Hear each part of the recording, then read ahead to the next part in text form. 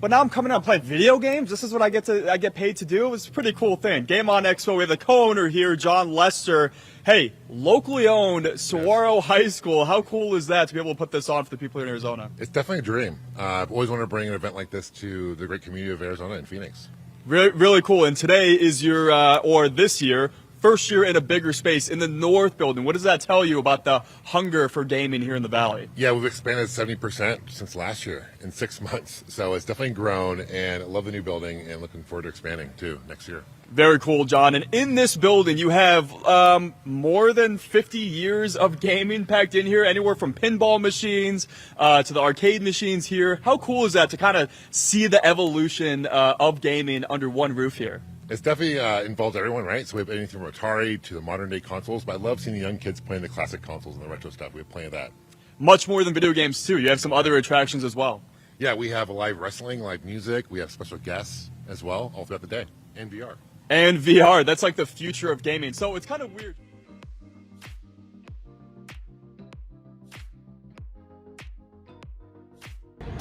Here's the sponsor, LA Video Games. And luckily we're here before everything really opens. And here is a dollar bin where everything in there is $1. And I found some cool stuff, which I'll show in the video later. But yeah, I got some cool games from LA Video Games last year, which you guys probably saw in my recent video. But yeah, very, very cool. All right, my buddy Smash AT got some games here. What's up? I got Fantasy Star, signed by the one and only Johnny Millennium, Happy Console Gamer. Right on, man, right on. And I got Choo Choo Mimic from John Riggs, that is being played right now by my son Austin. He's into it, man, look at that. On a new Game Boy Micro, well, new to me.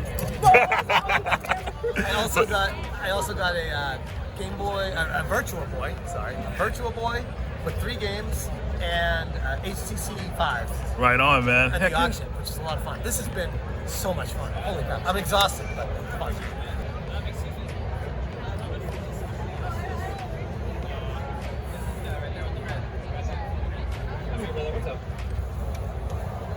What number, bro?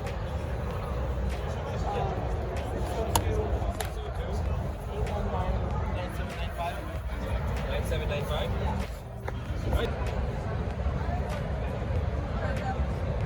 That's how you should start playing these games.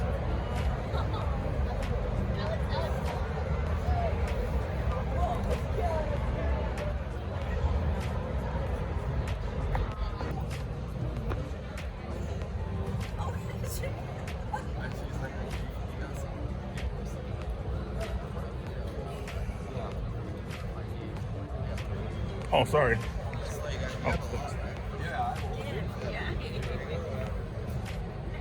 Oh man, you won't believe what they have here.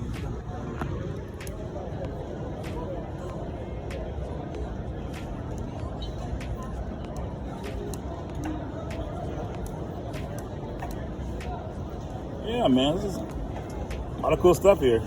Elvis, what do you think, man? I think it's awesome. I had a great time in here. Right on. This is the only time we could really film in here, people, without being too much noise and too crowded. You see, we got in a little bit early, so you actually walk these aisles here, but not for long, which I'll show you a little bit later.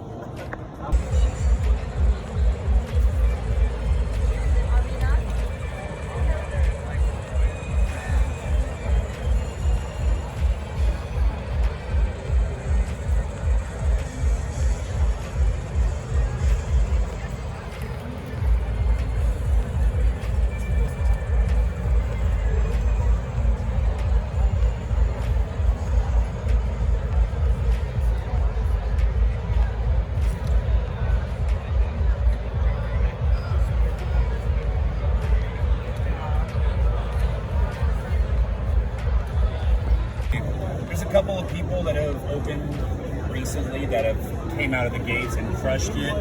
Fire and Ice Games out of Sacramento area is definitely one of those.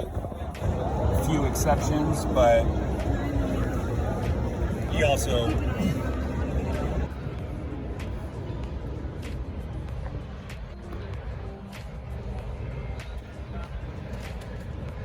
Physical media will never die.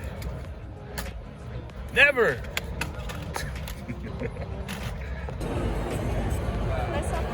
You too. Thank you.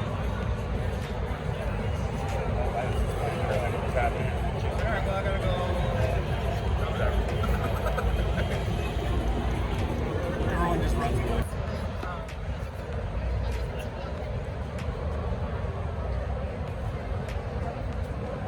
Oh.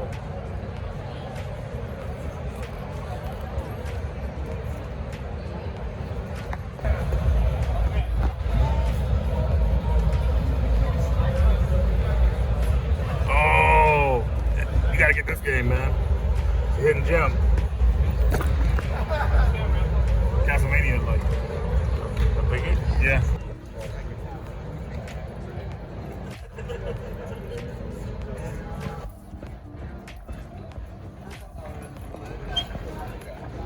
All the rarities up in here.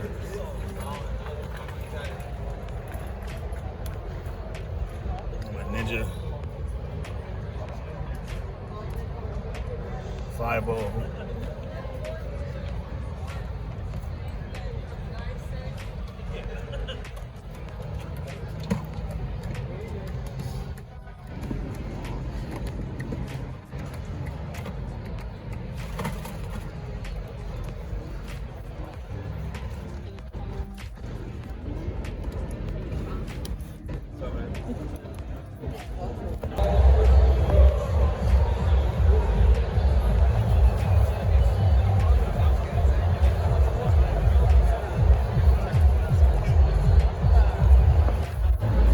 Man, this is the booth I should have been at most of the time here in Retro City Games.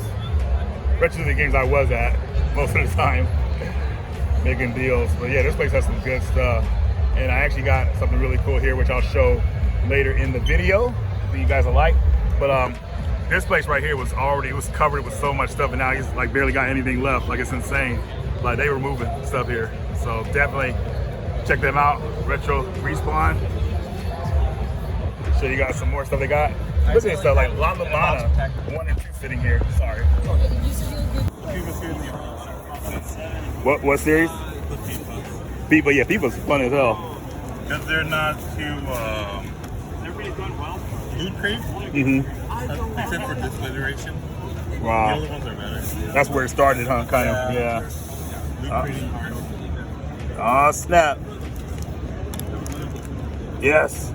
Cobra Kai never dies. I gotta get it. They're all priced. Alright.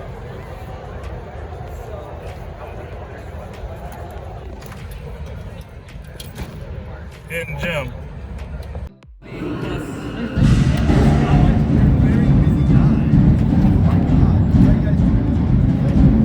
Elvis, I can just use your footage, man.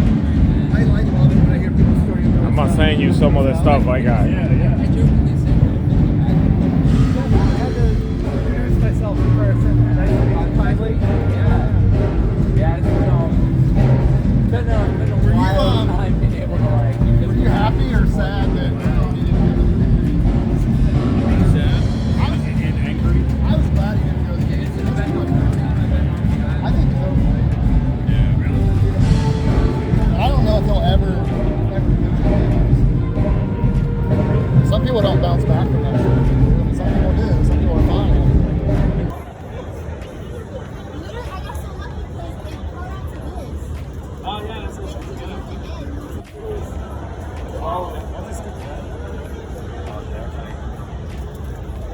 There's a sad history behind this game. Oh, wow. Very sad history. Dude.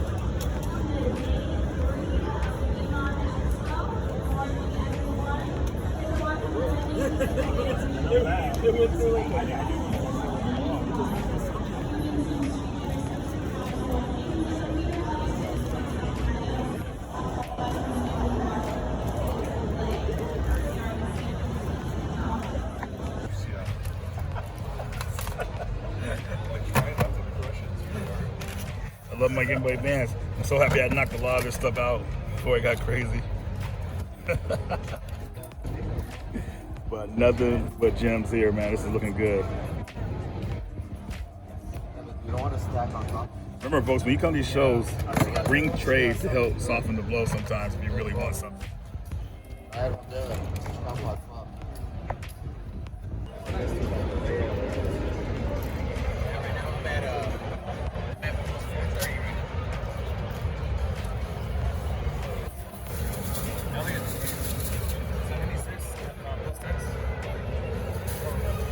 Oh, there is a plenty restaurant.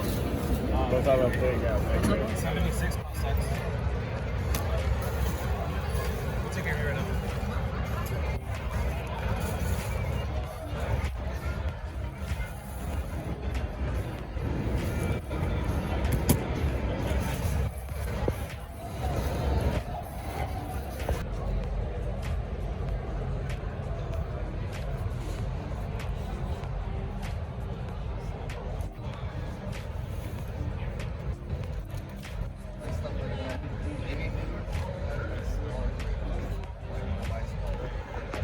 Zoom in here. Can we zoom in while I record? I guess not. But yeah, lots of stuff here. Just a price must be paid, I guess.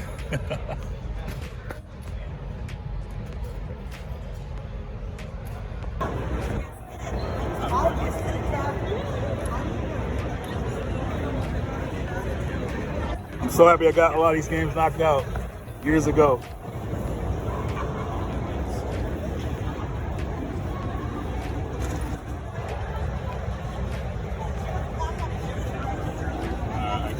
Okay, yeah, my to insert right now, my reader won't connect. Hey, what's up, Sergio? What up, bro? How you doing?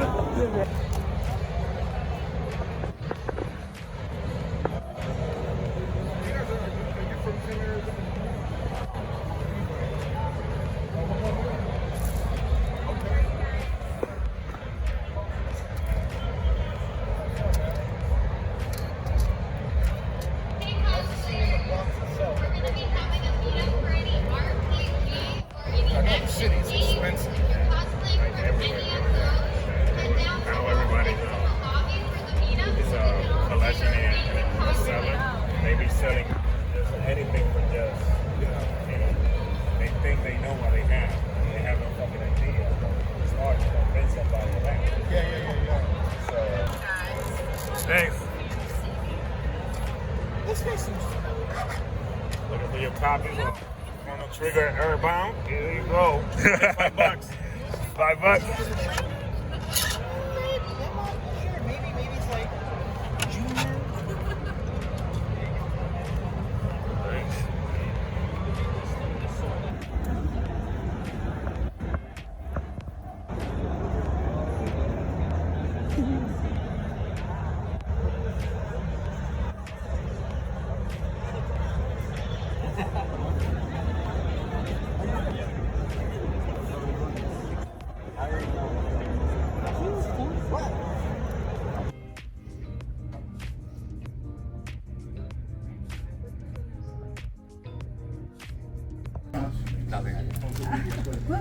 Are you on a diet? This is the what do you guys call it? The green room, the VIP.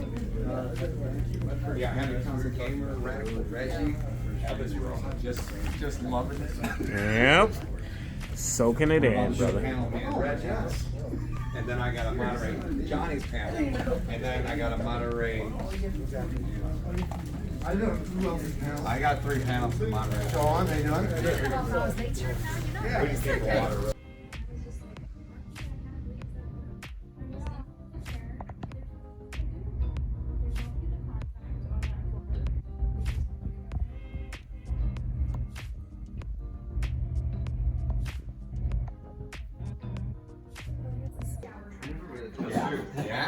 It's all open.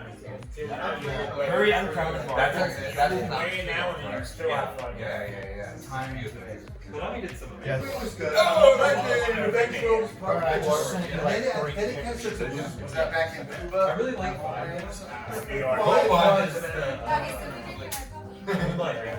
That's good. That's when it's supposed to be set up. right? The satellite. Yeah, I need to do the Boomers Escape. Run the Boomers like after. It's like so, like that. Well, what's crazy is I like that. The only good thing about that. I didn't like this. I mean, I'm more sentimental to the classic. I think it's all right. I like what they're doing with it. You know, we'll see.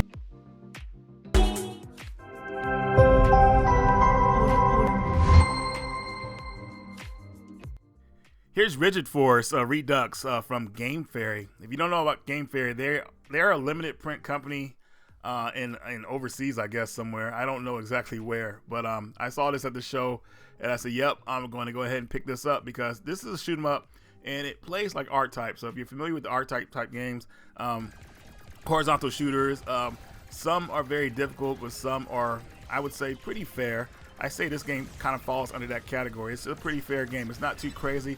It's story driven, which is nice for shoot 'em up games. A lot of people don't care about that. I do. It's well voice acted, and it's a lot of fun.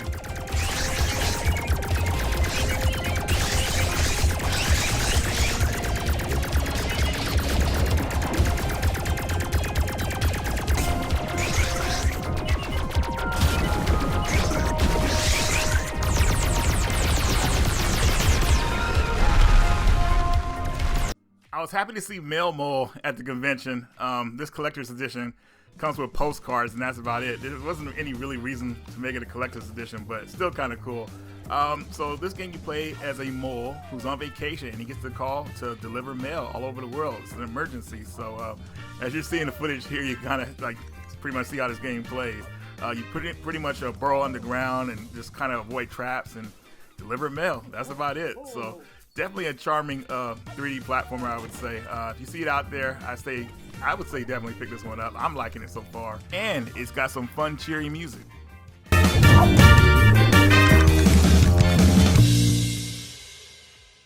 Here's Guns and Runs.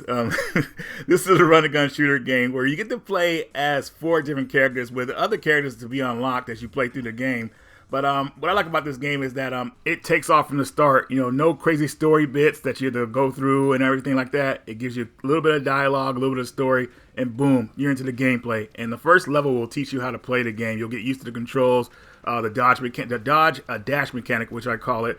And pretty much with that mechanic, you could dodge through enemy attacks and dodge into like other platforms. The whole mechanic of using the dodge move is great, but you can't overuse it because that would pretty much break the game. So there's a limit on how you could use it. But definitely a cool mechanic in the game. And then of course you get your guns and everything like that, upgrades, things like that. There's something about this game that just kept me like going on, even though I thought I was going to stop playing. You know, I was just compelled to try to get further. And a cool point I want to mention is that when you get killed in this game, when you lose all your health, you get to start off at the area prior to where you died at. So you'll start off in this little room, and once you go to the other room, you'll pretty much be in the area where you died at. So the pacing in this game is perfect. One thing I hate about platform games, and maybe this is because I've gotten older or whatever like that, maybe my skills aren't the same, but man, starting back all over at the beginning of a level is so annoying. And, you know, depending on what type of game it is, usually, you know, I'll probably put the controller down because it kills pacing.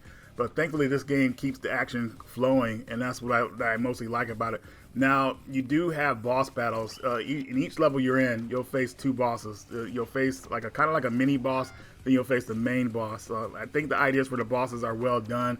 They're very fun to fight. I struggled a little bit, but kind of like using the special attack, which I haven't mentioned yet. Each character has their own special attack, and it's usually tied to a certain element. Once I got used to a certain boss's patterns, you know, I did really well, especially using the attack to kind of like put the icing on the cake. But from what you guys are saying here, let me know if you guys will be interested in this game in the comments section.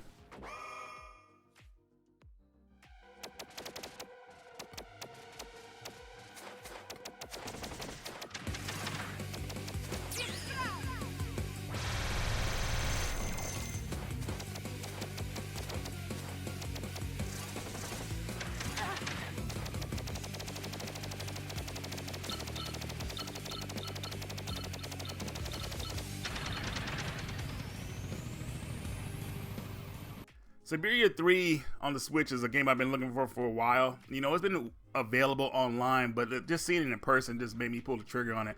Now, I'm not going to try to talk you guys into picking this game up. I talked about it on my channel before. If you like point-and-click type adventure games, definitely play the first 2 before you get into this one. This one is kind of controversial in the way it took years for it to come out, and a lot of people didn't feel as good about this one as the other 2. But I like it, and I think it advances the story pretty well. But Anyways, now I can play Siberia 3 on the go. Oh, and I do want to mention these games can be kind of puzzle heavy, so just want to put that out there for you guys because some people will get flustered with some of the weird puzzles, but still, overall, it's a fun experience. Get some. No way I'm going back now that I'm so close. All right, so here's Infernax. Oh man, this game it pretty much came out of nowhere for me. This game, it just hits all the feels. It's very similar to games, old school games like Castlevania 2. What else? It's just so many games this game's similar to, and it makes it so freaking awesome. Zelda 2, The Adventures of Link. This adventure game is just something else, man. And the guys who created this, it's definitely a love letter to people who play those old school 8-bit games. I actually saw this game for the first time when I saw my buddy Jason playing it. So, actually playing it recently, it was kind of funny. So, the game starts off when you get off the boat. You're about to go into your country, and you see a zombie on, I think, on like a cross or something like that. And pretty much the game's fun starts there because it's pretty much you could like choose the way you play the game immediately. I chose to get back on the boat. I talked to the shipmate, and he said, "Hey, let's get out of here." And when we left, I got one of the endings to the game. So I thought that was just pretty hilarious that the creators put that in there. And it's funny because, you know, some people could say, "Hey, yeah, I beat the game in a couple of minutes." You know, if they didn't really like the game that much or whatever, they could say, "Yeah, I beat the game." And they actually did, because that is an ending you get in the game. But of course, I'm not going to end the game like that. I'm going to play the game like it was meant to be played. And what's cool about this game is you get these decisions to whether you want to help people or not help them, and they become like pretty much critical choices for you for depending on what ending you want to get in the game. So right here you're seeing I have to slay this guy or help him.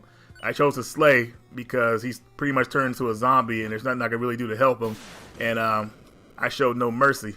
Now, I feel like I made the right decision here, but if I did try to help him in another decision I made, he pretty much transformed into a boss that you have to fight. Boss is not hard, but still, you know, you feel like you could avoid that decision if you just slain him like he wanted. Also, since this game is very similar to Castlevania 2, it has a transition from night into day that's not as frequent as it was on Castlevania 2 Simon's Quest, which was annoying. This game does it sparingly. There's a lot to talk about with this game, and I'm still in the beginning stages of it, but cool boss fights, great music.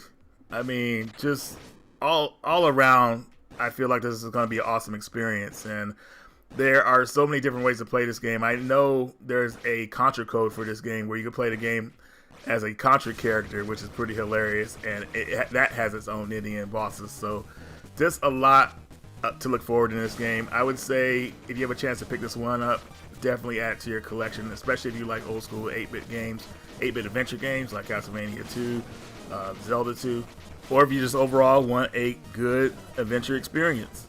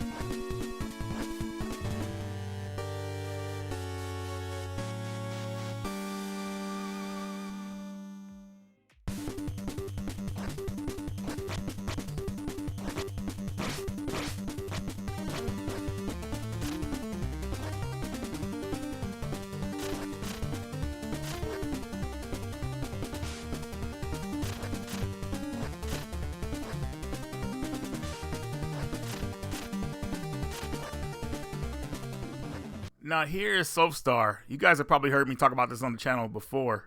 Now I talked about this game a while back on my channel, and if you like shoot 'em ups, vertical of course, this game is right up your alley. This is a brand new one, and it just adds so much to it, like different ships, different moves you can pull off on your enemies. One of the big aspects of this game is how to teleport past your enemies' moves and everything like that. So definitely something that I think people want to keep their eye out for. So shout out to Red Art Games for bringing this game to physical. Really happy to have this game in my collection.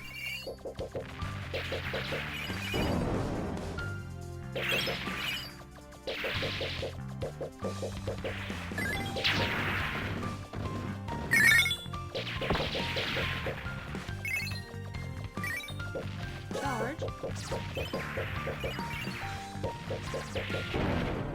Here's Cobra Kai Part 2. Now, Cobra Kai Part 1, definitely a hidden gem. You guys need to look for that game. It is freaking fantastic. Great beat 'em up. Cobra Kai Part 2 is not anything like the first game. It is pretty much trash. I couldn't believe the state this game was in when I played it. I couldn't believe it. And this was after the patch. You know, it had a patch immediately. Horrible. It's just like, man, even if you're a diehard fan of the series like me, avoid this game at all costs. It is just, it's abysmal.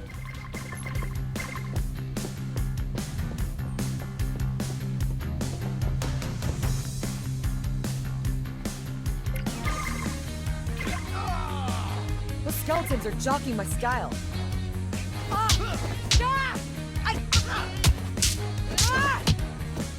Now this is a rush! Come and get some! The skeletons are jockeying my style.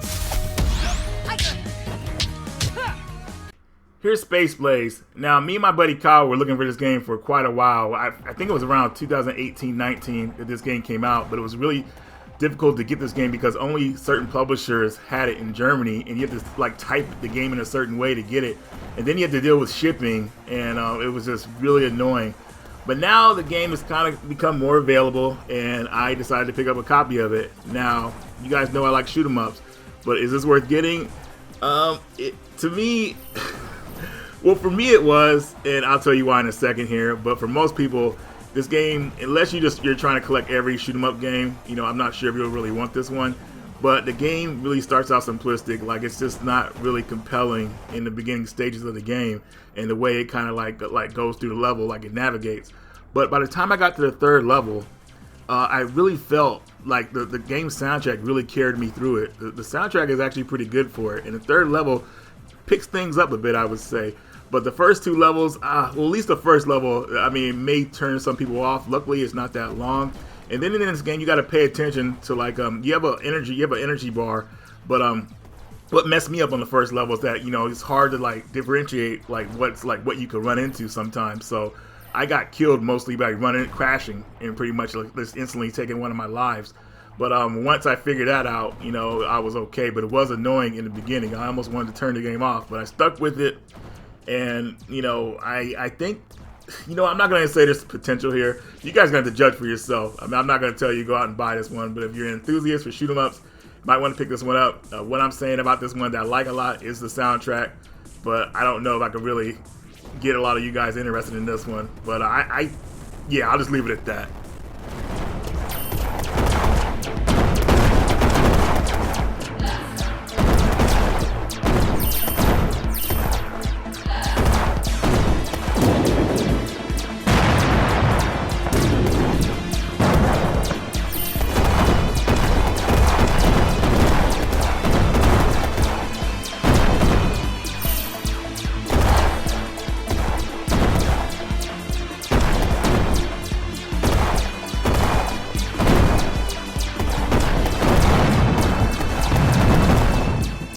Here's McFarlane's Evil Prophecy. Now, if you don't know who Tom McFarlane is, he is a comic, well, I don't know if he still draws comics like he used to back in the day, but I remember him drawing the Amazing Spider-Man back in the day.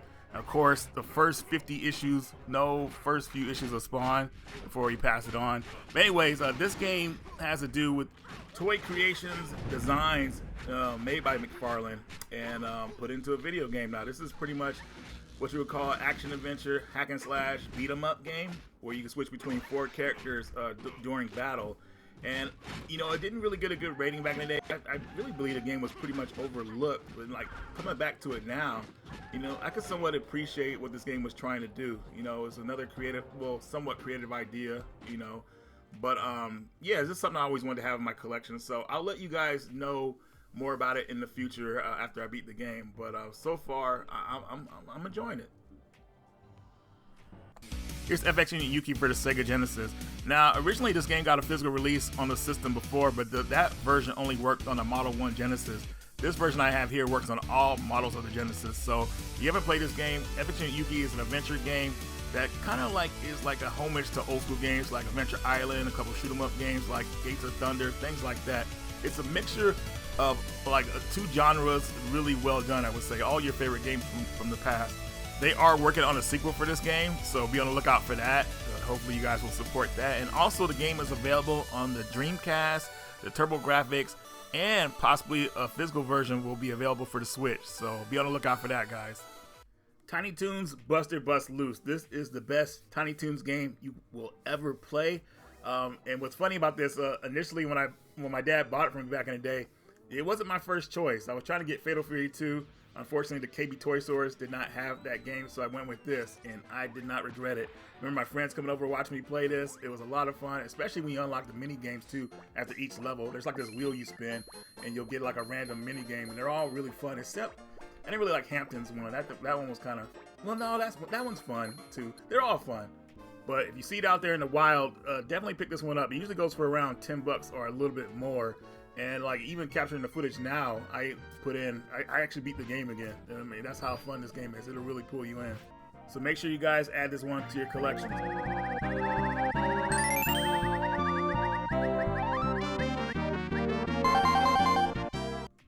Alright, so here is Twisted Metal for the PS3. This is the last Twisted Metal game we got. And I gotta admit, I'm not really good at these games. I got my ass handed to me in this one. But I love that they added FMV cutscenes to the games. You know, that's just kind of like a throwback to old school PS1 games. So I love how they did that. And this is probably the darkest Twisted Metal game you'll ever play. Like I feel like Part 2 and Head On are the best games. With this one, man, it's so dark. I'm not gonna lie. Like if you look at these endings and just like the story, it's insane. But hopefully they'll bring this game series back, especially with the success of the new TV series. If you guys haven't watched that, you must check it out. It is fantastic, and I'm looking forward to season 2 coming out soon-ish. I don't know if they gave a date for it yet. But anyway, Twisted Metal picked this up. Actually, picked this up for really cheap. I can't remember, but it was cheap. All right, so here's product number 3. This is one of those exclusive games for the GameCube back during the day, where Capcom made a deal to put games on that system exclusively with Resident Evil and a couple other ones, I think. But I'm not too sure about this one. I wanted to give it a go, but I would love to know your guys' opinion about it because I'm not too sure about it. You know, I don't hear a lot of people talking about it, and you know, probably some of the things this game does, you know, newer games do better. But maybe I'm wrong about that. But you guys let me know.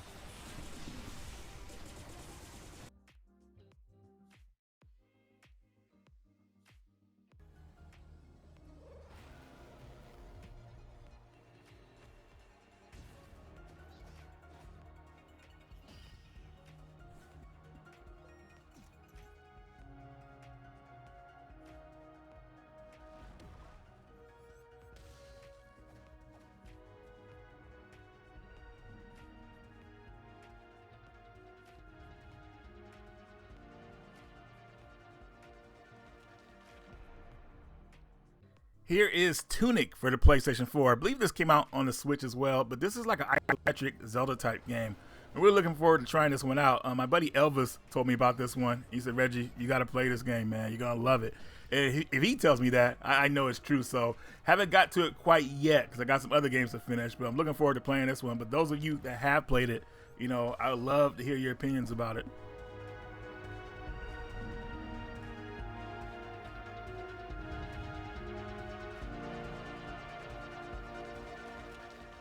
Here's a combination of 2 games. We have Horihu and Friends, which I talked about on the channel before, and Zayome and the Flame Dragon Fist.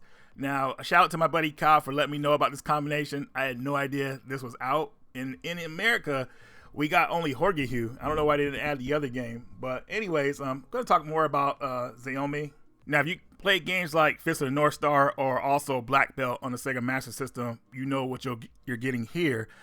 This is a way better version of those games, but pretty much I would say the main game is probably based off as the original Kung Fu Master. It's a great combination of games to have a beat 'em up and a shoot 'em up on one game cart. So definitely if you see this out there in the wild, I would say pick it up. So here's the Strength Collection.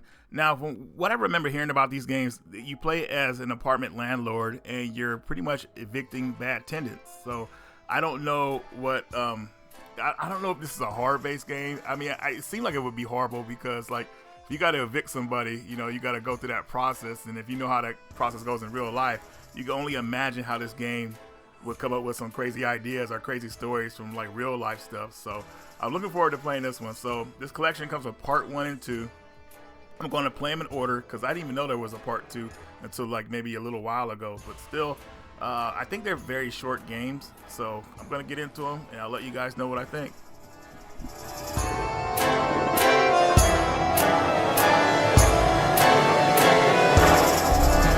While I was at the show, I saw the Final Fantasy VIII soundtrack that I used to own back when I was a teen.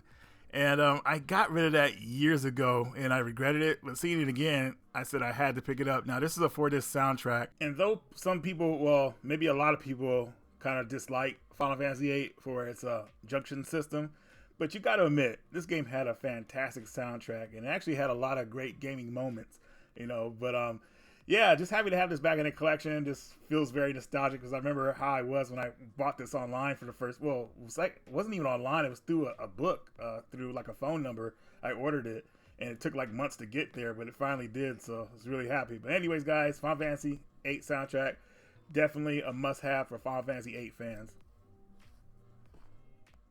Here's some other stuff I got at the show. You guys know I like demo disc. Got Descent for the PS1. Also, my buddy Sasquatch Time actually hooked me up with these movies. Streets of Fire is actually kind of like the game that, well, movie that a lot of games are based off of when it comes to beat 'em ups, like Final Fight, Streets of Rage, things like that are like pretty much from that movie. But Sasquatch, if you're watching this video, thank you for these movies, man. And also, I got your charger you left in the hotel. And while I was at the event, I saw the Shiro Saturn guys there, and Dave actually gave me a Saturn magazine that they created. I think this is their second issue here. And man, just really a dedicated magazine. It reminds me of Game Fan back in the day. If you guys remember the Game Fan magazine, they did like imports. They did everything. It was mini reviews, big reviews. It was a fantastic magazine. This magazine definitely reminds me of that. Very well put together. Hopefully they have more of these that'll come out soon. But yeah, man, definitely something you should check out with the Sega Saturn Shiro guys. They have a YouTube channel you guys should like follow. And lots of good stuff upcoming, especially when it comes to fan translation. So yeah, do not miss out. My buddy Elvis hooked me up, surprisingly, with this Resident Evil 3 vinyl soundtrack. Total surprise, which was crazy. He knows that Resident Evil 3 is my favorite in the series, and he saw this because Zio Records was there selling stuff, and they bring a lot of cool stuff, like especially when it comes to vinyl, obviously. But yeah, hooked this up, total surprise. And you know, the art of vinyl music, you know, that Jason told me is that pretty much you just let the vinyl play all the music all the way through. You don't pick any songs out, you just let it play and enjoy it like that. Buddy Gordo was also looking out for me. He had a Klonoa soundtrack, and we thought it was the first one, but it ended up being the second game, which was even better because the second game is my favorite. So, Gordo, if you're watching, man, thank you so much. I appreciate you, man. It was nice hanging with you, too, at the show.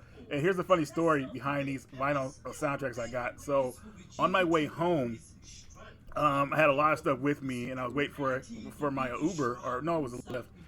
And for some reason, I decided to set the vinyls down while I was outside, and I set them down on top of this like little podium thing, and I actually left them there, and I got all the way to the airport until I realized it, and I was almost going to be late for my flight, but I was like, I'll miss this flight. I'm not going to lose these items that my buddies gave me. So I went all the way back. Luckily they were still sitting there. No one even messed with them, and I still made my flight. So yeah, a little bit of a scare, but what was funny was Elvis was telling me while we were at the show, because I was carrying them around, he said, man, be careful, you might sit those down and leave them somewhere. And that's exactly what happened. But thankfully, I got them back. It just cost me a little bit of money and time.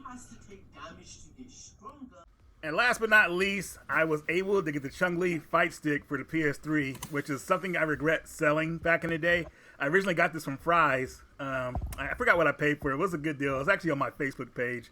But yeah, I got this for a hell of a deal, and I'm really happy about it. So yeah, guys, hope you enjoyed the video. It was I wish I had more fun putting this together. I wanted to have it done a lot faster, but hey, it's here. So hope you guys enjoy it. But anyways, guys, that's all I got for you in this video. Radical Reggie, and I will see you all later.